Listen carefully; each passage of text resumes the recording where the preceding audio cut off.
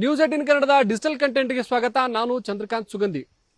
ಚುನಾವಣೆಗೆ ಇನ್ನು 2 ವರ್ಷ ಬಾಕಿ ಇದೆ. ಜೊತೆಗೆ ಏನಂದ್ರೆ ಕಾಂಗ್ರೆಸ್ನಲ್ಲಿ ಸಚಿವ ಸಂಪುಟ ಪುನರ್ರಚನೆಗಾಗಿ ಅನೇಕ ಶಾಸಕರು ದೆಹಲಿ ಯಾತ್ರೆಯನ್ನು ಮಾಡ್ತಿದ್ದಾರೆ. ಈ ನಡುವೆ ಬೆಳಗಾವಿಯಲ್ಲಿ ಲಕ್ಷ್ಮಣ್ ಸವದಿ ಅವರು ಮರಳಿ ಬಿಜೆಪಿಗೆ ಸೇರ್ತಾರಾ ಅಂತಕ್ಕಂಥ ಪ್ರಶ್ನೆಗಳು ಉದ್ಭವಿಸಿರ್ತಕ್ಕಂಥದ್ದು. ಮತ್ತೊಮ್ಮೆ ಬೆಳಗಾವಿಯಲ್ಲಿ ಮಾಜಿ ಡಿಸಿಎಂ ಲಕ್ಷ್ಮಣ್ ಸವದಿ ಹಾಗೇನೆ ರಮೇಶ್ ಜಾರಕಿಹೊಳಿ ನಡುವೆ ಟಾಕ್ ವಾರ್ ನಡೆದಿರ್ತಕ್ಕಂಥದ್ದು. ಯಾಕಾಗಿ ಟಾಕ್ ವಾರ್ ನಡೀತು ಅಂತ ಹೇಳ್ತೀನಿ. ಅದಕ್ಕೂ ಮೊದಲು ನ್ಯೂಸ್18 ಕನ್ನಡದ ಯೂಟ್ಯೂಬ್ ಹಾಗೇನೆ ಫೇಸ್ಬುಕ್ ಪೇಜ್ ಅನ್ನ ಫಾಲೋ ಮಾಡಿ.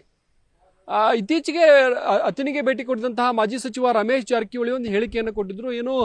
ಮಾಜಿ ಡಿಸಿಎಂ ಮತ್ತು ಅಥಣಿ ಕ್ಷೇತ್ರದ ಕಾಂಗ್ರೆಸ್ ಶಾಸಕ ಲಕ್ಷ್ಮಣ್ ಸವದಿ ಅವರು ಬಿಜೆಪಿಗೆ ಬರುವ ಪ್ರಯತ್ನವನ್ನ ಮಾಡ್ತಿದ್ದಾರೆ. ಒಂದ್ ವೇಳೆ ಅವರು ಬಿಜೆಪಿಗೆ ಬಂದ್ರೆ ನಾವು ಕರೆದುಕೊಳ್ಳಲ್ಲ, ಒಂದ್ ವೇಳೆ ಅವರು ಬಿಜೆಪಿ ಸೇರ್ಪಡೆ ಆದ್ರೆ ನನ್ನ ಅವಾಗ ಏನ್ ತಿಳಿಯುತ್ತೆ, ಬುದ್ಧಿ ಏನ್ ಹೇಳುತ್ತೆ, ಅವಾಗ ನಾವು ಬೇರೆ ರೀತಿ ಮಾಡ್ತೀವಿ. ಒಟ್ಟಾರೆ ಕಾರ್ಯಕರ್ತರು ಒಗ್ಗಟ್ಟಾಗಿ ಕೆಲಸ ಮಾಡಿ ಮುಂದಿನ ಚುನಾವಣೆಯಲ್ಲಿ ಈ ಒಂದು ಕ್ಷೇತ್ರದಲ್ಲಿ ಬಿಜೆಪಿ ಅಭ್ಯರ್ಥಿ ಗೆಲ್ಲಬೇಕು ಅಂತಕ್ಕಂಥ ಒಂದು ಹೇಳಿಕೆಯನ್ನು ಕೊಟ್ಟಿದ್ರು. ಈ ಹೇಳಿಕೆ ಸಾಕಷ್ಟು ಸಂಚಲನಕ್ಕೆ ಕಾರಣವಾಗಿತ್ತು. ಯಾಕಂದ್ರೆ ಈಗಾಗಲೇ ಕಾಂಗ್ರೆಸ್ನಲ್ಲಿ ಹಿರಿಯ ಶಾಸಕರಾಗಿರುವ ಲಕ್ಷ್ಮಣ್ ಸವದಿ ಸೇರಿದಂತೆ ಅನೇಕರು ಸಚಿವ ಸಂಪುಟ ಪುನರ್ರಚನೆ ಮತ್ತು ಸಚಿವರಾಗಕ್ಕೆ ಪ್ರಯತ್ನವನ್ನ ಮಾಡ್ತಾ ಇದ್ದಾರೆ. ಮೊದಲ ಹಂತದಲ್ಲೇ ಲಕ್ಷ್ಮಣ್ ಸವದಿ ಅವರಿಗೆ ಅವಕಾಶ ಸಿಗಬೇಕಿತ್ತು, ಆದ್ರೆ ಅನೇಕ ಕಾರಣಗಳಿಂದ ಅವರಿಗೆ ಅವಕಾಶ ಸಿಗಿಲ್ಲ. ಮುಂದಿನ ಬಾರಿ ಅವಕಾಶ ಸಿಗುವಂತಹ ಸಾಧ್ಯತೆ ಇರತಕ್ಕಂಥದ್ದು. ಹೀಗಾಗಿ ಅವರು ಕೂಡ ಒಂದು ಪ್ರಯತ್ನವನ್ನ ತೆರೆಮರೆಯಲ್ಲಿ ನಡೆಸ್ತಾ ಇದ್ದಾರೆ. ಮತ್ತು ಬಿಜೆಪಿಯಲ್ಲಿ ಇದ್ದ ಸಂದರ್ಭದಲ್ಲಿ ಅವರು ಡಿಸಿಎಂ ಆಗಿ ಕೆಲಸ ಮಾಡಿದ್ರು. ಈಗ ಸಚಿವಗಿರಿ ಬೇಕು ಅಂತಕ್ಕಂಥ ನಿಟ್ಟಿನಲ್ಲಿ ಅವರು ಕೂಡ ಹೈಕಮಾಂಡ್ ಮುಂದೆ ಪ್ರತಿಪಾದನೆಯನ್ನ ಮಾಡಿದ್ದಾರೆ. ಮತ್ತು ಲಕ್ಷ್ಮಣ್ ಸವದಿ ಅವಶ್ಯಕತೆ ಮತ್ತು ಅವರ ರಾಜಕೀಯ ಯಾವ ಕ್ಷೇತ್ರದಲ್ಲಿ ಅವರು ಪ್ರಭಾವ ಬೀಳ್ತಾರೆ ಅನ್ನೋದು ಎಲ್ಲವೂ ಕೂಡ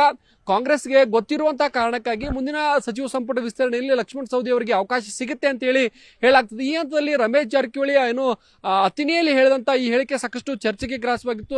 ಲಕ್ಷ್ಮಣ್ ಸವದಿ ಅವರು ಈ ರೀತಿ ನಿರ್ಧಾರ ಮಾಡ್ತಾರಾ ಅಂತಕ್ಕಂಥ ಪ್ರಶ್ನೆಗಳು ಮೂಡಿತು. ಯಾಕಂದ್ರೆ ಲಕ್ಷ್ಮಣ್ ಸವದಿ ಅವರು ಬಿಜೆಪಿಯನ್ನು ಬಿಟ್ಟು ಕಾಂಗ್ರೆಸ್ ಅನ್ನ ಸೇರುವಂತ ಸಂದರ್ಭದಲ್ಲಿ ಬಿಜೆಪಿ ಅನೇಕ ನಾಯಕರನ್ನ ಟೀಕೆಯನ್ನ ಮಾಡಿದ್ರು. ಬಿಜೆಪಿಯಲ್ಲಿ ಇರ್ತಕ್ಕಂಥ ಆದಂತಹ ಬೆಳವಣಿಗೆಗಳ ಬಗ್ಗೆ ಕ್ಷೇತ್ರದ ಜನರ ಮುಂದೆ ಅವರು ಮುಂದಿಟ್ಟಿದ್ರು ಮತ್ತು ಅಲ್ಲಾದಂತಹ ನೋವಿನ ಬಗ್ಗೆ ಸಾಕಷ್ಟು ಮಾತಾಡಿದ್ರು. ಇದು ಮುಂದೆ ಅವರು ಚುನಾವಣೆಯಲ್ಲಿ ಅನುಕಂಪವಾಗಿ ಮಾರ್ಪಟ್ಟು ಗೆದ್ದಿರ್ತಕ್ಕಂಥದ್ದು ಮತ್ತು ಅತಿ ಹೆಚ್ಚು ಮತಗಳಿಂದ ಗೆದ್ದಿದ್ರು. ಗೆದ್ದ ಬಳಿಕವೂ ಕೂಡ ರಮೇಶ್ ಜಾರಕಿಹೊಳಿ ಅವರು 15 ದಿನಕ್ಕೊಮ್ಮೆ ಅಥಣಿಗೆ ಹೋಗ್ತಾರೆ. ಅಲ್ಲಿ ಮಹೇಶ್ ಕುಮಟಳ್ಳಿ, ಮತ್ತೊಂದು ಕಡೆ ಕಾಗವಾಡದ ಶ್ರೀಮಂತ್ ಪಾಟೀಲ್ ಅವರನ್ನು ಸೇರಿಸಿ ಕಾರ್ಯಕರ್ತರನ್ನು ಸಭೆ ಮಾಡ್ತಾರೆ. ಒಟ್ಟಾರೆ ಮುಂದಿನ ಚುನಾವಣೆಗೆ ಈಗಲಿಂದನೇ ರಮೇಶ್ ಜಾರಕಿಹೊಳಿ ಅವರು ತಯಾರಿಯನ್ನು ಮಾಡ್ತಿರ್ತಕ್ಕಂಥದ್ದು. ಹೀಗಾಗಿ ಈ ಒಂದು ಇಬ್ಬರ ನಡುವಿನ ಕಂದಕ ಈಗ ಮತ್ತಷ್ಟು ಮುಂದುವರೆದಿದೆ. ಮುಂದಿನ ಚುನಾವಣೆಯಲ್ಲಿ ಲಕ್ಷ್ಮಣ್ ಸವದಿಯವ್ರನ್ನ ಸೋಲಿಸ್ತೀವಿ ಅಂತಕ್ಕಂಥ ಮಾತನ್ನು ಕೂಡ ಅನೇಕ ಸಂದರ್ಭದಲ್ಲಿ ರಮೇಶ್ ಜಾರಕಿಹೊಳಿ ಹೇಳಿದ್ದಾರೆ. ಜೊತೆಗೆ ಏನು ಅಂತಂದ್ರೆ ಲಕ್ಷ್ಮಣ್ ಸವದಿ ಅವರು ಬಿಜೆಪಿ ಬರುವಂತಹ ಪ್ರಯತ್ನವನ್ನು ಮಾಡ್ತಾರೆ. ಲಕ್ಷ್ಮಣ್ ಸವದಿ ಎಲ್ಲೂ ಹೇಳದೇ ಇದ್ರು ಕೂಡ ಅವರ ಕಾರ್ಯಕರ್ತರು ಕ್ಷೇತ್ರದಲ್ಲಿ ಗೊಂದಲವನ್ನು ಸೃಷ್ಟಿ ಮಾಡ್ತಾರೆ. ಈ ಮೂಲಕ ಏನು ಅಂದ್ರೆ ಬಿಜೆಪಿ ಸಂಘಟನೆಗೆ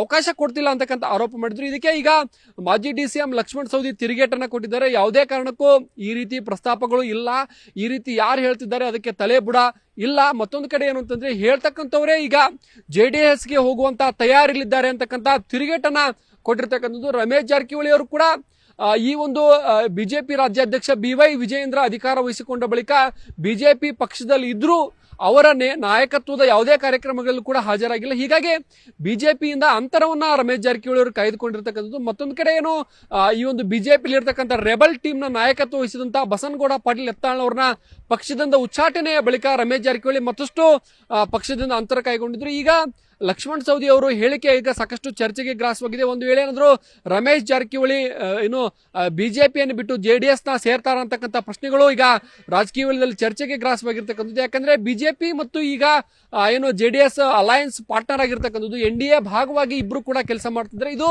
ಯಾವ ರೀತಿಯ ಲೆಕ್ಕಾಚಾರ ಅಂತಕ್ಕಂಥದ್ದು ಈಗ ಜನರಿಗೆ ಕನ್ಫ್ಯೂಸ್ ಆಗುವ ಹಂತದಲ್ಲಿ ಈಗ ಲಕ್ಷ್ಮಣ್ ಸವದಿ ಅವರು ಹೇಳಿಕೆಯನ್ನ ಕೊಟ್ಟಿದ್ದಾರೆ. ಲಕ್ಷ್ಮಣ್ ಸವದಿ ಅವರು ಈಗ ಸಚಿವಗಿರಿ ಆಕಾಂಕ್ಷಿ ಆಗಿರುವ ಸಂದರ್ಭದಲ್ಲೇ ರಮೇಶ್ ಜಾರಕಿಹೊಳಿ ಅವರು ಹೇಳಿದ್ರು. ಈಗ ರಮೇಶ್ ಜಾರಕಿಹೊಳಿ ಅವರ ಹೇಳಿಕೆಗೆ ತಿರುಗೇಟನ್ನು ಕೊಟ್ಟಿದ್ದು ಈಗ ಸಾಕಷ್ಟು ಸಂಚಲನಕ್ಕೆ ಕಾರಣವಾಗಿದೆ.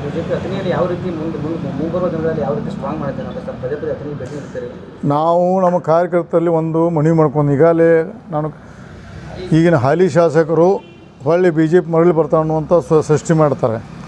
ಅವ್ರು ಬರ್ತಾವ್ರು ಬಿಡ್ತಾ ಬೇರೆ ವಿಷಯ, ಅವ್ರು ಬರೋದಿಲ್ಲ, ನಾವು ತೊಗೊಳೋದಿಲ್ಲ. ಅದು ಫಸ್ಟ್.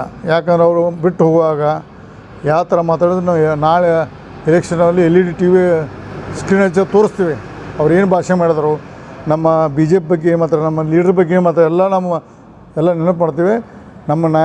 ನಮ್ಮ ಕಾರ್ಯಕರ್ತರಿಗೆ ಒಂದು ಕೈ ಮುಗಿದು ಕಳ್ಕೊಳ್ಳೋದು ಮನವಿ ಮಾಡ್ಕೋತಾನೆ. ಅವ್ರು ಬರೋದಿಲ್ಲ, ಬಂದರೆ ಆವಾಗ ದೇವರ ಬುದ್ಧಿ ಕೂಡ ಮಾಡೋಕ್ಕೆ ಬರ್ತೈತಿ. ನಾವು ಪಕ್ಷ ಸಂಘಟನೆ ಮಾಡ್ತೀವಿ. ಈ ಸಂದರ್ಭ ಹೇಳೋಕ್ಕೆ ಇಚ್ಛೆಪಡ್ತೇವೆ. ನಾವು ಯಾವುದೇ ಕಾರಣಕ್ಕೂ ಲಕ್ಷ್ಮಣ್ ಸವದಿ ನಮ್ಮ ಪಕ್ಷ ಬರೋಕ್ಕೆ ಕೊಡೋದಿಲ್ಲ. ಬಂದರೆ ಅವಾಗ ದೇವ್ರು ಏನು ಬುದ್ಧಿ ಕೊಡೋದು ನಾವು ಮಾಡ್ತೇವೆ. ಸರ್, ಇದ್ರ ಬಗ್ಗೆ ಏನಾದರೂ ಚರ್ಚೆ ಆಗಿದೆ ಅಂತ ಹಾಲಿ ಶಾಸಕರ ಮಧ್ಯೆ ಮತ್ತು ನಿಮ್ಮ ಬಿಜೆಪಿ ಹೈಕಮಾಂಡ್ ನಡುವೆ ಲಕ್ಷ್ಮಣ ಸವದಿ ಅವರು ಮರಳಿ ಬಿಜೆಪಿ ತರೋದಕ್ಕೆ ಏನಾದರೂ ಪ್ರಯತ್ನ ಮಾಡ್ತಾ ಇದ್ದಾರೆ ನಿಮ್ಮ, ಯಾಕಂದರೆ ನೀವು ಹೇಳಿಕೆ ನೀಡ್ತಾ ಇದ್ದಾರೆ, ಅವರಲ್ಲಿ ಹೇಳಿಲ್ಲ, ನೀವು ಹೇಳ್ತೀನಿ ಇಲ್ಲ. ಯಾಕೆ ಹೇಳಿಲ್ಲಪ್ಪ, ಎಲ್ಲ ಪ್ರತಿ ಕೂಟಕ್ಕೆ ಮಾತಾಡ್ತಾರೆ ಅವ್ರು ಜನ. ನಾ ಹೇಳಿಲ್ಲ, ಅವ್ರು ಹೇಳಿ ಅವ್ರು ಅವನಿಗೆ ಹೇಳ್ತಾರೆ. ನಾ ಯಾಕೆ ಹೇಳ್ತಾರೆ, ನಾ ಹೇಳೋದಂದ್ರೆ ಲಕ್ಷ್ಮಣ ಸವದಿ ಹೇಳಿಲ್ಲ. ಇದನ್ನು ನಮ್ಮ ಕಾರ್ಯಕರ್ತರಿಗೆ ಕಿವಿ ಮಾತು ಹೇಳಿದ್ದೀನಿ ನಾನು. ಅವ್ರು ಕಾಂಗ್ರೆಸ್ ಪಕ್ಷ ಹೇಳಿಲ್ಲ. ಯಾಕಂದರೆ ಅವರು 2004ರಿಂದ ಹಿಡಿದು ಡೊಂಗರ್ ಕೆಡುವಂಥ ಸೃಷ್ಟಿಯಲ್ಲಿ ಬಂದು ಕೊನೆಗಳಿಗೆ ಮನಸ್ಸು ಎಮ್ ಎಲ್ ಎ ಆದರು. ಮುಂದೆ ಎಲ್ಲ ಎಲೆಕ್ಷನ್ದಲ್ಲಿ ಒಂದು ಜಾತಿ ಆಧಾರಿತ ಎಲೆಕ್ಷನ್ ಮಾಡ್ಕೊಂಡು ಬಂದರು. ಅದನ್ನು ಅವರು ಒಂದು ರಾಜಕಾರಣ ತಂತ್ರ, ಅದ್ರ ಬಗ್ಗೆ ತಪ್ಪು ಅನ್ನೋಂಗಿಲ್ಲ ನಾನು. ಈಗ ನಮ್ಮ ಕಾರ್ಯಕರ್ತರು ಗಟ್ಟಿಯಾಗಿ ಕೆಲಸ ಮಾಡಿರಿ, ಬಿ ಜೆ ಪಿ ಪಕ್ಷ ಗೆಲ್ಲಿಸೋಣ ಅಂತ ಈ ಸಲ ಅದಕ್ಕೆ ನಿಮ್ಮ ಮುಖಾಂತರ ಹೇಳ್ತೀನಿ. ನಾವು ಈ ಸಲ ಚರ್ಚೆ ಮಾಡೋದು ತಪ್ಪಾಗ್ತದೆ. ಬರ್ತಾರೋ ಬಿಡ್ತಾರೋ ಅನ್ನೋದು ನಾವು ಯಾಕೆ ಹೇಳಿದೆ, ನಾನು ತೆಗೆದ್ನಿ. ಯಾಕಂದರೆ ಪ್ರತಿ ಕೂಟನಲ್ಲಿತ್ತವರು ಸಹ ಅವ್ರ ಹಿಂಬಾಲಕರು ಮಾತಾಡ್ತಾರೆ, ನಮ್ಮ ಮಂದಿ ಕನ್ಫ್ಯೂಷನ್ ಹಿಡ್ಸೋಕೆ. ಅವ್ರಿಗೆ ಉತ್ತರ ಹೇಳಿದೆ ನಾನು. ನಾವು ಕಾಂಗ್ರೆಸ್ಸಾಗಿ ಉತ್ತರ ಇಲ್ಲ. ನಮ್ಮ ಪಕ್ಷ ಕಾರ್ಯಕರ್ತರಿಗೆ ಗಟ್ಟಿ ಕೆಲಸ ಮಾಡಿರಿ. ನಾಳೆ ಬರುವಂಥ ಚುನಾವಣೆ ಗ್ರಾಮ ಪಂಚಾಯತಿ ಇರ್ಬೋದು, ಜಿಲ್ಲಾ ಪಂಚಾಯತ್ ಇರ್ಬೋದು, ತಾಲೂಕು ಪಂಚಾಯತ್, ಶಾಸಕ ಸ್ಥಾನಕ್ಕೆ ಇರ್ಬೋದು, ನಾವು ಗಟ್ಟಿಯಾಗಿ B J P party grass ರೂಟಿಂದ ಕೆಲಸ ಮಾಡಿ ಕೆಳಮಟ್ಟದ ಕಟ್ಟಿ ನಮ್ಮ ಮುಂದಿನ 28 ಚುನಾವಣೆಯಲ್ಲಿ ನಮ್ಮ ಭಾರತೀಯ ಜನತಾ ಪಕ್ಷದ ಸದಸ್ಯರಾಗಿ ಮತ್ತೆ ಮಾಡೋಣ. 18ರಲ್ಲಿ ಹೆಂಗೆ ನಾವು ಒಂದು ಯಶಸ್ಸು ಕೊಟ್ಟಿದ್ದಾವೆ ಕಾಂಗ್ರೆಸ್ ಇದ್ದಾಗ, ಹಾಗೆ ಈ ಸಲ ಕೊಡ್ತೈತೆ ಅನ್ನೋ ಆಶಾಭಾವನೆ ಕೆಲಸ ಮಾಡ್ತೇವೆ. ಈಗ ದೆಹಲಿಯಿಂದ ರಾಜಕೀಯ ಬೆಳವಣಿಗೆಗಳು ನಡೀತಾ ಇದ್ದಾವೆ. ನಿಮಗೆ ದೆಹಲಿಯಿಂದ ಯಾವುದು ನಮಗೇನು ಇರಲಿ ತನಕ ಯಾವುದು ಬುಲಾವು ಬಂದಿಲ್ಲ, ಯಾವುದು ಕರೆನೂ ಬಂದಿಲ್ಲ. ಕರೆ ಬಂದಂಥ ಸಂದರ್ಭದಲ್ಲಿ ನಿಮಗೆ ಹೇಳೇ ಹೋಗ್ತೀವಿ. ಸರ್, ಈಗ ದೆಹಲಿಗೆ ತಮ್ಮ ಹೆಸರು ಕೂಡ ಇತ್ತು. ಬೆಳಗಾವಿಯಿಂದ 4-5 ಜನರ ಹೆಸರಿದೆ. ಗಣೇಶ್ ಹುಕ್ಕೇರಿ, ಮಾಂತೇಶ್ ಕೌಜಲಿಗೆ, ಅಶೋಕ್ ಪಟ್ಟಣ ಸೇರಿದಂತೆ ತಮ್ಮ ಹೆಸರು ಕೂಡ ಇತ್ತು. ತಾವೇನಾದರೂ ಒಡ್ಡಿದ್ದೀರಾ? ಇಲ್ಲ, ನಾಳೆ ನನ್ನ ಕ್ಷೇತ್ರದಲ್ಲಿ ಕುಡಿ ನೀರಿಂದ ಅನೇಕ ಕೆಲಸ ಕಾರ್ಯಗಳು ಇರೋದರಿಂದ ಮತ್ತು ಅನೇಕ ಪೂಜಾ ಕಾರ್ಯಕ್ರಮಗಳನ್ನು ಪೂರ್ವ ನಿಯೋಜಿತ ಕಾರ್ಯಕ್ರಮ ಇರೋದರಿಂದ ನಾನು ದಿಲ್ಲಿಗೇನು ಹೋಗ್ತಾ ಇಲ್ಲ. ಸರ್, ಲಕ್ಷ್ಮಣ ಸವದಿ ಅವರಿಗೆ ಸಚಿವ ಸ್ಥಾನ ಸಿಗುತ್ತೆ ಅನ್ನೋದು ಖಾತ್ರಿ ಅಥವಾ ಭರವಸೆ ಇದೆಯಾ? ಅದಕ್ಕೆ ಹೋಗ್ತಾ ಇಲ್ಲ. ಅದಕ್ಕೆ ಎಲ್ಲವೂ ತೀರ್ಮಾನ ಮಾಡ್ತಕ್ಕಂಥದ್ದು ನಮ್ಮ ಪಕ್ಷದ ವರಿಷ್ಠರು, ಮುಖ್ಯಮಂತ್ರಿಗಳು ಮತ್ತು ನಮ್ಮ ಪಕ್ಷದ ಅಧ್ಯಕ್ಷರು, ರಾಷ್ಟ್ರೀಯ ನಾಯಕರು ಅದ್ರ ಬಗ್ಗೆ ತೀರ್ಮಾನವನ್ನು ಮಾಡ್ತಾರೆ. ಸರ್, ಈಗ ತಾವು ಬಿಜೆಪಿಗೆ ಹೊರಟಿದ್ದೀರಿ ಅನ್ನೋ ಚರ್ಚೆಗಳಿದ್ದಾವೆ. ಯಾರು ಹೇಳ್ತಾ ಇದ್ದಾರಲ್ಲ ಅವರೇ ಕೆಲವೊಂದು ದಿವಸದಲ್ಲಿ JDSಗೆ ಹೋಗ್ತಾರೆ, ನೋಡ್ತೀವಿ. ಸರ್, ಸಾಕಷ್ಟು ಗೊಂದಲ ಇದೆ ಸರ್. ಸಿಎಂ ಬದಲಾವಣೆ ಆಗುತ್ತೆ, ಸಚಿವ ಯಾವುದು ಗೊಂದಲ ಇಲ್ಲ. ಕೆಲವೇ ದಿನದಲ್ಲಿ ಎಲ್ಲದಕ್ಕೂ ತೆರೆ ಬೀಳುತ್ತೆ. ಸರ್, ಈಗ ಲವರ್ಸ್ ಎಲ್ಲರೂ ಹೇಳದೇ ಇದ್ರೂ ಕೂಡ ಬಿಜೆಪಿಗೆ ಹೋಗ್ತಾರೆ ಅಂತಿದ್ದಾರೆ. ದುರುದ್ದೇಶದಿಂದ ಕೆಲವೊಂದು ಜನ ಚರ್ಚೆ ಮಾಡ್ತಿರ್ತಾರೆ. ಕೆಲಸ ಇಲ್ಲದ ಜನ ಅಂಥದ್ದು ಮಾಡ್ತಿರ್ತಾರೆ. ಅಂಥದಕ್ಕೆಲ್ಲನೂ ನಾವು ತಲೆ ಕೆಡಿಸ್ಕೊಳ್ಳೋದು ಅವಶ್ಯಕತೆ ಇಲ್ಲ.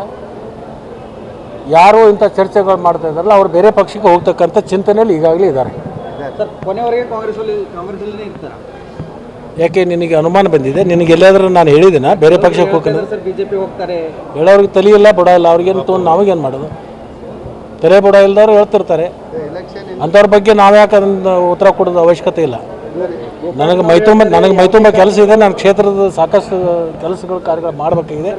ಅಲ್ಲಿಗೆ ಗೋಕಾಕ್ ಸಾವುಕಾರ ಹೇಳ್ತಾರೆ, ಯಾವುದೇ ಕಾರಣಕ್ಕೂ ಲಕ್ಷ್ಮಣ ಸವದಿಗೆ ಬಿಜೆಪಿಗೆ ತಗೊಳ್ಳಲ್ಲ. ಅವರು ಬಿಜೆಪಿಯಾಗಿ ಇರಲ್ಲ. ಕೆಲವೇ ದಿವಸದಲ್ಲಿ ನೋಡ್ತಾರೆ ಅವರು JDSಗೆ ಹೋಗ್ತಾರೆ. ಏನೋ ಇತ್ತೀಚೆಗೆ ನಡೆದಂತಹ ದಾವಣಗೆರೆ ದಕ್ಷಿಣ ವಿಧಾನಸಭಾ ಕ್ಷೇತ್ರದ ಉಪಚುನಾವಣೆ ಸಂದರ್ಭದಲ್ಲೂ ಕೂಡ ಕುಮಾರಸ್ವಾಮಿ ಒಟ್ಟಿಗೆ ರಮೇಶ್ ಜಾರಕಿಹೊಳಿ ಕಾಣಿಸಿಕೊಂಡಿದ್ರು, ಪ್ರಚಾರದಲ್ಲಿ ಭಾಗವಹಿಸಿದ್ದು ಕೂಡ ವಿಶೇಷವಾಗಿತ್ತು. ಒಂದ್ ಕಡೆ ಬಾಗಲಕೋಟೆಯಲ್ಲಿ ಹೋಗದೇ ಇದ್ರು ಕೂಡ ದಾವಣಗೆರೆ ದಕ್ಷಿಣದಲ್ಲಿ ಪಾಲ್ಗೊಂಡು ಚುನಾವಣೆ ನಡೆಸಿದ್ರು. ಏನೋ ಚುನಾವಣೆಗೆ 2 ವರ್ಷ ಬಾಕಿ ಇದ್ರು ಕೂಡ ಈ ಒಂದು ವೈರಿಗಳ ಕಾದಾಟ ಮತ್ತೆ ಮುಂದುವರೆದಿರ್ತಕ್ಕಂಥದ್ದು. ಈ ಹಿಂದೆ ಕಳೆದ ಹಲವು ವರ್ಷಗಳಿಂದಲೂ ಕೂಡ ಮಾಜಿ DCM ಲಕ್ಷ್ಮಣ ಸವದಿ ಹಾಗೇನೆ ಮಾಜಿ ಸಚಿವ ರಮೇಶ್ ಜಾರಕಿಹೊಳಿ ಅವರ ನಡುವೆ ಸಾಕಷ್ಟು ರಾಜಕೀಯ ವೈಷಮ್ಯಗಳಿರ್ತಕ್ಕಂಥದ್ದು. ಏನೋ ಈಗಾಗಲೇ ಒಮ್ಮೆ ಲಕ್ಷ್ಮಣ ಸವದಿ ಅವರಿಗೆ ಏನು ರಮೇಶ್ ಜಾರಕಿಹೊಳಿ ಸಂಘಟನೆಯ ಪರಿಣಾಮವಾಗಿ ಒಮ್ಮೆ ಸೋತಿದ್ರು. ಬಳಿಕ ಚುನಾವಣೆಯಲ್ಲಿ ರಮೇಶ್ ಜಾರಕಿಹೊಳಿ ಪ್ರಯತ್ನ ಪಟ್ಟರು ಕೂಡ ಅಲ್ಲಿ ಅನುಕಂಪದ ಆಧಾರದ ಮೇಲೆ ಅತಿ ಹೆಚ್ಚು ಮತಗಳ ಅಂತರನ್ನು ಪಡೆದು ಲಕ್ಷ್ಮಣ ಸವದಿ ಅವರು ಗೆದ್ದಿದ್ರು. ಬಳಿಕ DCC ಬ್ಯಾಂಕ್ ಚುನಾವಣೆಯಲ್ಲಿ ಕೂಡ ಈ ಒಂದು ವೈರತ್ವ ಮುಂದುವರೆದಿರ್ತಕ್ಕಂಥದ್ದು. ಈಗ ಚುನಾವಣೆಗೆ 2 ವರ್ಷ ಬಾಕಿ ಇರುವ ಸಂದರ್ಭದಲ್ಲೇ ಮತ್ತೆ ಇಬ್ಬರು ನಾಯಕರು ಈ ರೀತಿ ಏನು ಪರಸ್ಪರ ಆರೋಪ ಪ್ರತ್ಯಾರೋಪ ಮಾಡ್ತಾ ಇದ್ದಾರೆ. ಇದು ಸಾಕಷ್ಟು ಗೊಂದಲಕ್ಕೆ ಕಾರಣವಾಗಿದೆ. ಯಾಕಂದ್ರೆ ಕಾಂಗ್ರೆಸ್ನಲ್ಲಿ ಬುನಾದಿಯನ್ನ ಭದ್ರವಾಗಿರ್ತಕ್ಕಂಥ ಲಕ್ಷ್ಮಣ ಸವದಿ ಅವರು ಬಿಜೆಪಿಗೆ ಬರ್ತಾರಂತಕ್ಕಂಥ ಅನುಮಾನ ಒಂದ್ ಕಡೆ, ಮತ್ತೊಂದ್ ಕಡೆ ಏನು ಬಿಜೆಪಿಯಲ್ಲಿ ತಮ್ಮದೇ ಒಂದು ತಂಡವನ್ನ ಕಟ್ಟಿಕೊಂಡು ಹೈಕಮಾಂಡ್ ಮಟ್ಟದಲ್ಲಿ ಪ್ರಭಾವನ ಬೆಳೆಸಿಕೊಂಡಿರ್ತಕ್ಕಂಥ ರಮೇಶ್ ಜಾರಕಿಹೊಳಿ ಅವರು ಬಿಜೆಪಿ ಬಿಟ್ಟು JDS ಬರ್ತಾರ ಅಂತಕ್ಕಂಥ 2 ಅನುಮಾನಗಳು ಈಗ ಬೆಳಗಾವಿ ಜಿಲ್ಲೆಯಲ್ಲಿ ರಾಜಕೀಯ ವಲಯದಲ್ಲಿ ಸಾಕಷ್ಟು ಚರ್ಚೆಗೆ ಗ್ರಾಸವಾಗಿವೆ. ನಿರ್ಭೀತ, ನಿಷ್ಪಕ್ಷಪಾತ, ವಿಶ್ವಾಸಾರ್ಹ ಸುದ್ದಿಗಳಿಗೆ ಮತ್ತೊಂದು ಹೆಸರಾಗಿರೋ ನ್ಯೂಸ್ 18 ಕನ್ನಡ ಈಗ ಆಪ್ನಲ್ಲೂ ಲಭ್ಯ ಇದೆ. ದಯವಿಟ್ಟು ಇಲ್ಲಿರೋ QR ಕೋಡ್ ಅನ್ನ ಸ್ಕ್ಯಾನ್ ಮಾಡಿಕೊಂಡು ಆಪ್ ಡೌನ್ಲೋಡ್ ಮಾಡೋದಕ್ಕೆ ಮರಿಬೇಡಿ. ನಿಮ್ಮ ಬೆಂಬಲ ಹೀಗೆ ಸದಾ ನಮ್ಮೊಂದಿಗಿರಲಿ. ಧನ್ಯವಾದ.